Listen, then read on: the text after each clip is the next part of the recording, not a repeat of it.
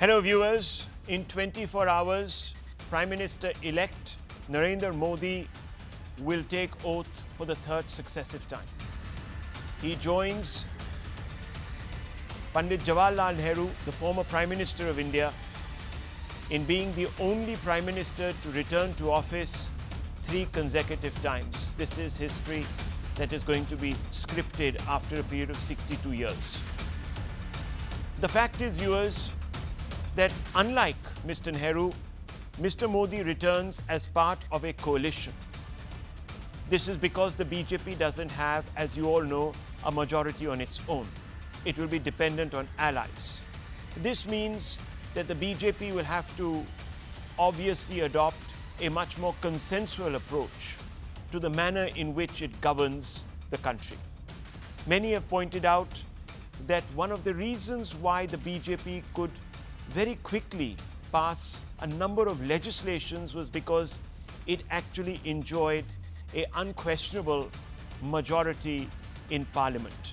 And even when it came to the Rajya Sabha, where barring just perhaps one session where it was comfortably placed, it needed help from non-Congress fronts to basically pass legislation, which wasn't really much of a problem.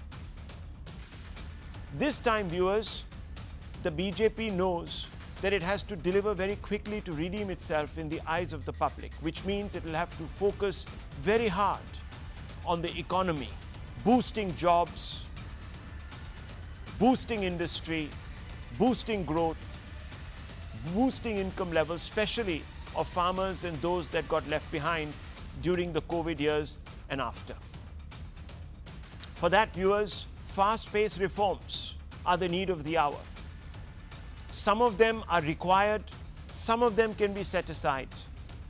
But the general consensus from those that observe economics and finance in this country is that without them, there will not be that fast-paced growth of Vikas that the Prime Minister needs to cater to some of the indigent in the country who got left behind and who are sullen, angry, and perhaps upset enough to have voted against the BJP.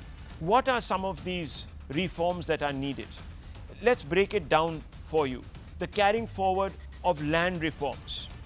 Why? Because it makes the availability and acquisition of land for industry easier and ensures compensation mechanism for land owners. This is very crucial. Even if you need to build infrastructure projects, viewers, you need to acquire land. The government must be able to acquire land. Of course, a large part of that land to set up SEZs and other, of course, preference areas for industry. So this really needs to be quickly addressed. Implementing existing labor codes. Why? Because flexibility in the movement of workforce and generating employment opportunities, very critical. Many people say that it was the lack of jobs that might have actually created a bit of a backlash for the BJP electorally. Deeper capital reforms are required.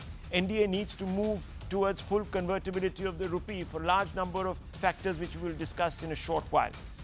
Boost infrastructure spending, raise productivity in manufacturing to again create jobs. This is very essential. Widen welfare, yet maintain the fiscal balance. Why? Because revenue generation is important to facilitate ambition, welfareism. It needs finances. Tax rationalization. GST slabs became a poll issue, pushing up inflation, which has cost the government, some people say. Especially food inflation has been boosted a little bit because of some of the GST slabs. Agricultural sector reforms. Necessity to weed out middlemen to boost farmer incomes. This is what the Prime Minister has promised. He has to deliver because there has been agrarian distress and disenchantment. Agri-subsidies and pensions need to be cut back, but these are very difficult to navigate politically. These kind of reforms require wide consensus. We've already seen the last 2 categories being hit because of pushbacks, large protests that happened on the borders of Delhi, and you know, viewers, the history of the last 3 years. So let's ask some of our panelists what to expect. Is the coalition experiment going to curb the pace of reforms. We have with us, first up, we'll go straight across to Mr. Rajiv Kumar. It's always a pleasure to speak to you, Mr. Rajiv Kumar.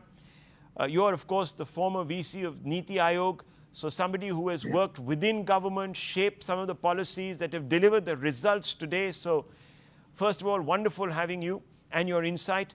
Thank you. Thank you very much. I just wanted to ask you, Mr. Kumar, do you foresee problems?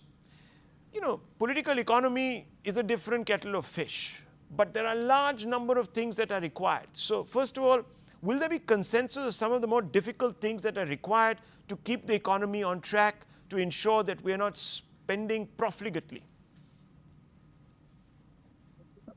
Rahul, if you look at the track record, the political track record for the last since 1991, at least since I was in the government, coalition governments have been able to deliver more, if as much, if not more, in terms of reforms as have been majority governments.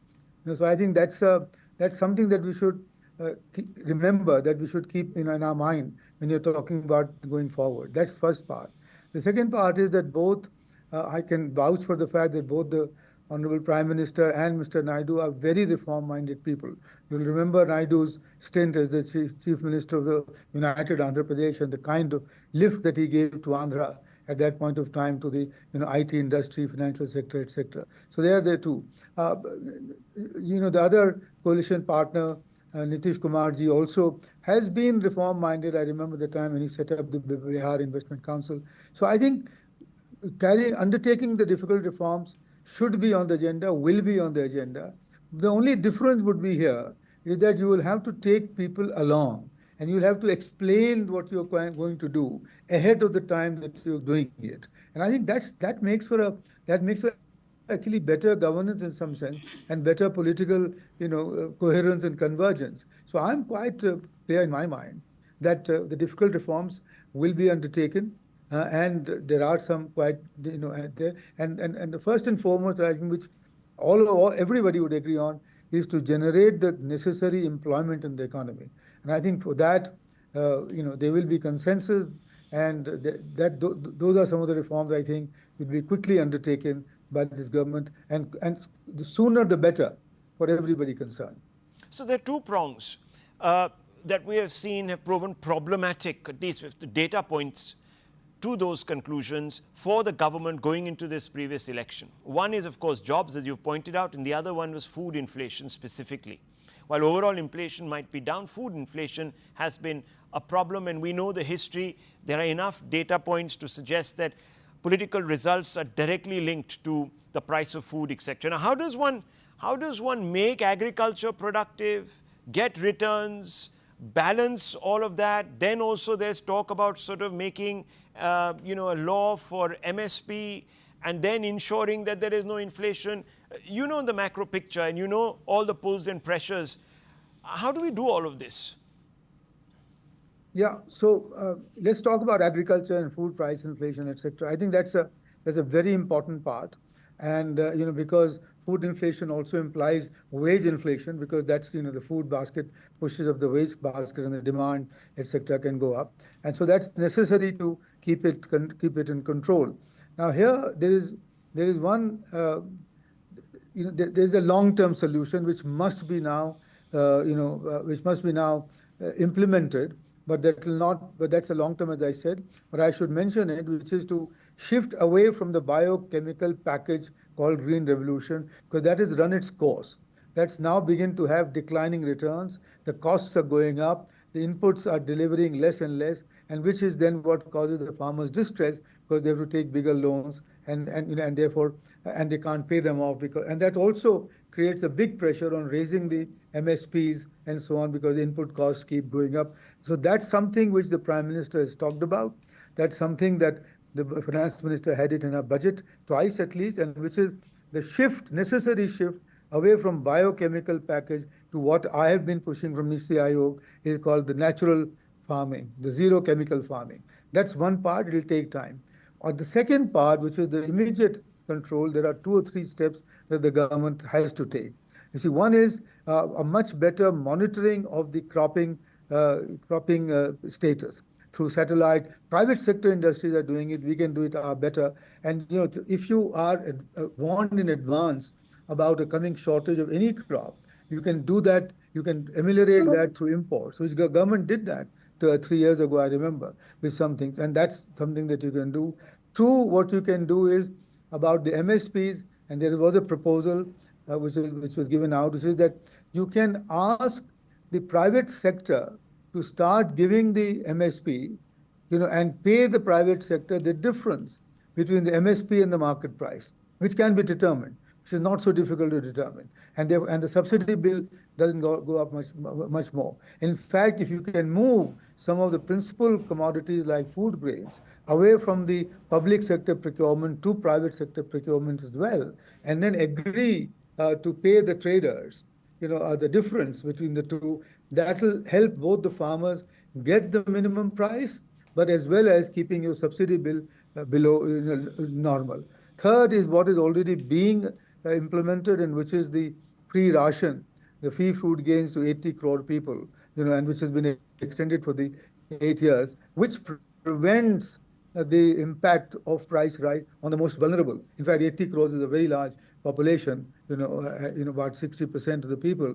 So that prevents that, the impact, the negative impact of food price on the most vulnerable. So I think those three together can take care of the food price inflation.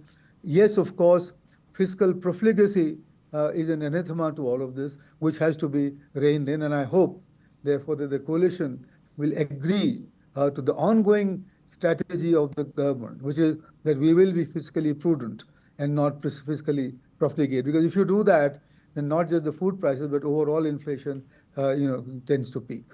But that, of course, is subject to the proviso that the BJP doesn't feel the need to very quickly exercise all the options it has, i.e., give out a large number of bursaries, let's say, to win back what they would believe was public approval.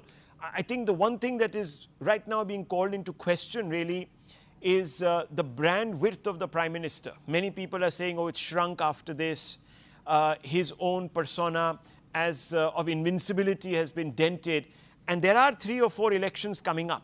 Now, we once again have to tailor-make our economic choices according to elections, and this is a trap that we want to get out of. Of course, that's a whole different issue. But you have 3 significant elections coming up within the next 9 months, Mr. Kumar. First, of course, is Maharashtra, where it's very important for the government to, or at least for the BJP, to claw back. Then there is Delhi, again, not the strong suit, at least at the assembly level of the BJP. And there's Haryana, which has already started showing signs of drift. For that, you might have to actually open your purse strings, and the budget might be the first place where they will do it. How does the government then kind of marry its political objectives to this larger aim of keeping their fiscal targets in check? From my experience of having worked with the Prime Minister, he has always said that we cannot sacrifice good economics to what could be, practical politics. And he's been steadfast on this. In fact, to the point that in the COVID period, when I was actually being much more, let's say, flexible about helping the bottom of the K-shaped recovery to go further, he sort of said, no, nothing doing. And I'm not sure whether he will actually budge on that, because he knows that to win an election, if you sacrifice a longer-term interest of the economy, and which would then mean that your investment and your employment and your capacity expansion will all start going sort of on the declining curve. That's too high a price for anyone to pay. Okay, very interesting. Thank you very much, Rajiv Kumar, for speaking on this subject. Thank you very much for being part of this broadcast.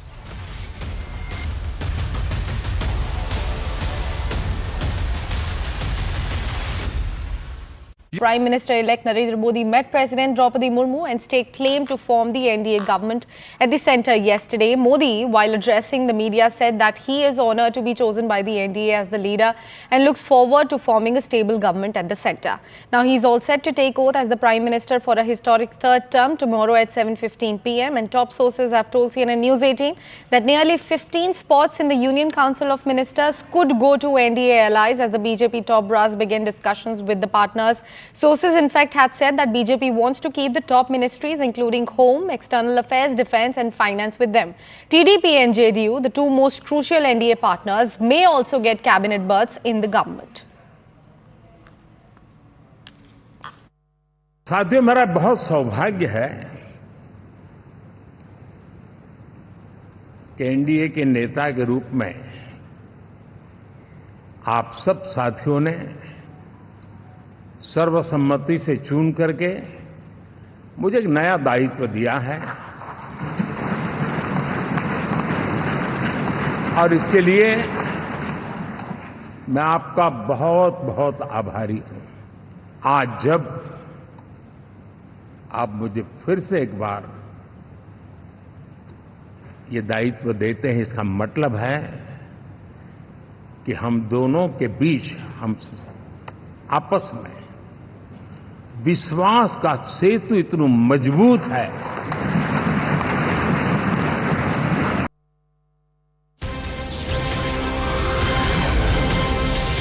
And some big updates now coming in straight from the NDA sources, which has revealed to us that possible names for the cabinet berths from allies could be these: from Andhra Pradesh, Ram Mohan Naidu, JDS's HD Kumar.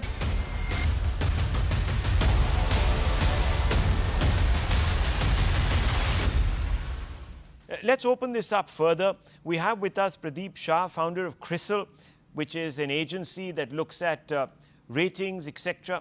And also, of course, our very own consulting editor of News18, Gaurav Chaudhary. Now, Mr. Chaudhary, you've just heard Mr.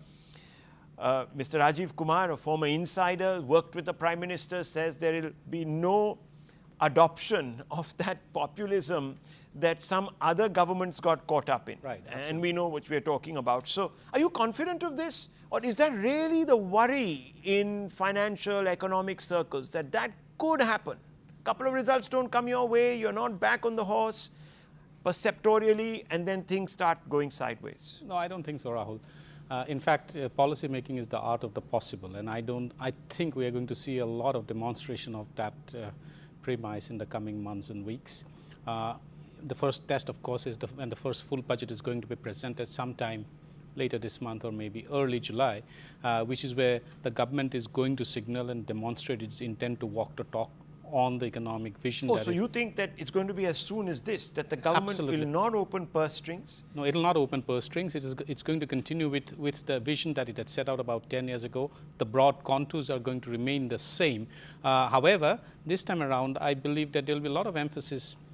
If they have to draw the lessons from the election results, I think there will be a fair degree of emphasis on employment generation. Just to put out a number, in between 2019 and 2031, Uttar Pradesh, where BJP lost the largest number of seats, and there's a seat share almost halved from 64 last time to around in the mid-30s this time.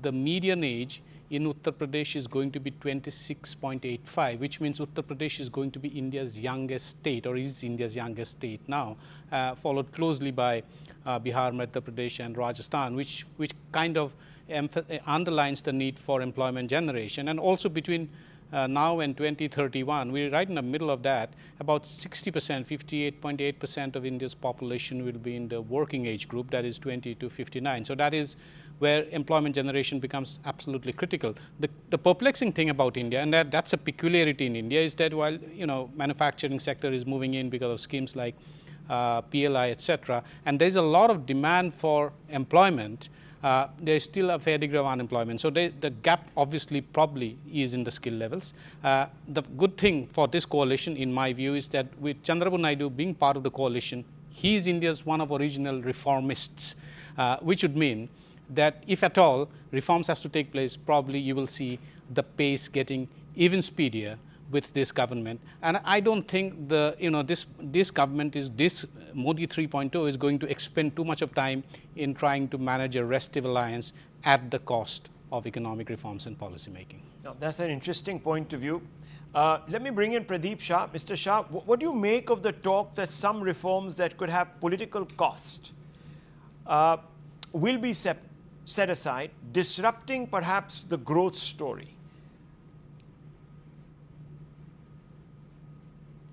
See, I think every alliance partner will be gung-ho on spending money on the capex program, the railways, the road building, which Prime Minister Modi has done a wonderful job of.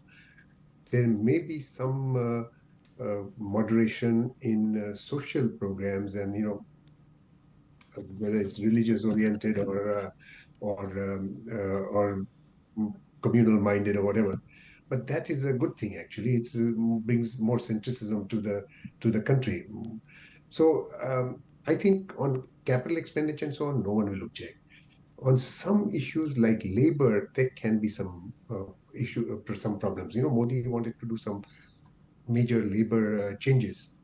They've been held back, and they may not come to the fore even now with the alliance partners.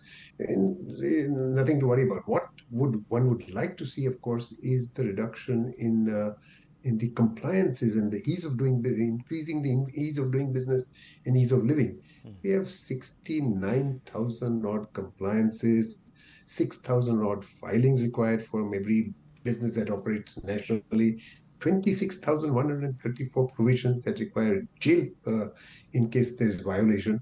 So those constrain the economy. 1 to 2% growth rate is reduced by such compliance measures. And so if the government can do something on that front, that was his promise. Modi's promise was ease of doing business, ease of living, and perhaps he's lost 2% of votes on that account, that he's not done enough on that. Okay, jobs are an important component. We just heard Mr. Rajiv Kumar, we've just heard Gaurav, both telling us that, look, jobs, we really have to jimmy them up. Now, land reforms is a very sticky subject. You need land to do whatever. I mean, if you're talking about capex, you need the land to set things up there. You need land to set up industry. Those fuel jobs, as we all know. Will policies such as these be set aside? Things like land reform? So land reforms is certainly an important requirement, but it's not an absolute necessity to get progress faster. People manage the land process themselves often, and it's when they want large chunks of land and they don't want to pay a fair price, that they want government to intervene and acquire by the extraordinary power that government has. And you can see the political consequences of that, for instance, in Ayodhya, how they've destroyed, to create that Rajpath or so, they've destroyed poor people's homes and livelihoods. So that certainly the alliance partners, some of the alliance partners will object vociferously to that. So if you pay fair compensation and there's a willing buyer and a willing seller, there's no problem. But when you want to acquire large chunks of land, there's going to be some issues. And I think government should refrain from imposing strong-arm tactics on poor people. Okay, let me bring in Gaurav Chaudhary. Gaurav Chaudhary, look, anyone who's looking to invest in India will be looking at the climate. Right. There is no doubt that, look, a coalition always leaves somebody second-guessing themselves. Right. Do you see that as a hindrance really to the arrival of capital and investment? No, I don't think so. See, you have to draw a distinction between the coalition of 2004, primarily between 2004 and 9, and the coalition that we're going to see now. Between 2004 and 9, there was what is called the NCMP, which was the guiding book, right? So the Common Minimum Program. Yeah. Anything outside of the Common Minimum Program clearly wasn't possible because there were too many coalition partners, and that was the least common multiple kind of a situation that they had arrived at. And we saw, when disinvestment was put on hold because the DMK at that point in time threatened to pull out of the government. For the sake of retaining or remaining in the government, the entire disinvestment program was put on hold. I don't think that kind of a situation emerging now. Certainly not, because that is not, we don't have an NCMP in place now. The BJP has put out a manifesto. Broadly, the government's economic reforms program is going to move on the contours set out in the economic manifesto. But having said that, you raised the question on land reforms. The biggest, the most complex pieces of economic reforms has been in the factor markets, which is essentially labor and land. And we saw that in the first term of the Modi government, how the land reforms law was actually rolled back. That has been one of the most complex pieces, because it involves many things. It involves state governments too. So land reforms is going to test this government, not because it's part of a coalition, but because it's a factor market reform. Coalition or not coalition, any government, even when it was in a full majority in between 2014 and 19, when it attempted to bring about land reforms, it raised, it faced a lot of resistance politically, because it also involves social issues. So land reforms is not a function of coalition, alliance, in my view. What the government is going to probably think about with a greater degree of attention now is to how to actually reform India's most unreformed sector, that is agriculture. It did try to do that in the nature of the 3 laws, in the shape of 3 laws. Those were rolled back for the reasons that we are all aware of. But what do you do with India's agriculture? The biggest problem of India's agriculture for decades has been markets, or rather the lack of access to markets. Yeah. So how do you get the best price for Indian farmers for their produce with the most efficient intermediation? It would have been believed that ideally, in an ideal circumstance, markets perform as the most efficient intermediary.